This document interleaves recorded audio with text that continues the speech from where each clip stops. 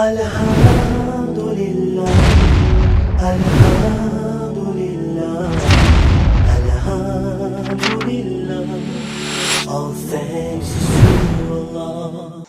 Assalamu alaikum wa rahmatullahi wa barakatuh. My topic is about eating moderately. Now let us now start with the introduction. The concept of food and water are the basic essence of our life.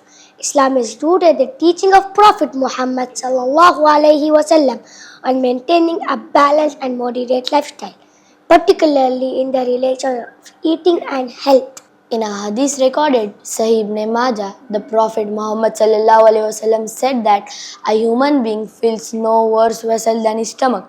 It is sufficient for a human being to eat a few mouthfuls to keep his spine straight.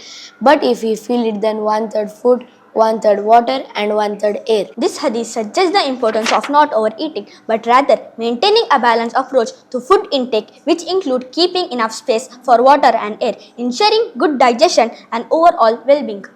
Role of water in digestion. Balanced hydration. Just as moderation in food is important, so is balance in drinking. The idea of 1/3 water reflects need for proper hydration to maintain good health, but not consuming liquid to the point of discomfort or excess. Breathing space, the 1/3 air part of the principle, emphasize the importance of leaving enough space in the stomach, allowing for easy breathing and good digestion. This also implies that one should not eat to the point of discomfort where it interferes with naturally bodily function of digestion, which called digestion is movement of food, chewing, etc. When we overeat, the stomach expands to maximum to fit the food and punch the other organ, causing discomfort.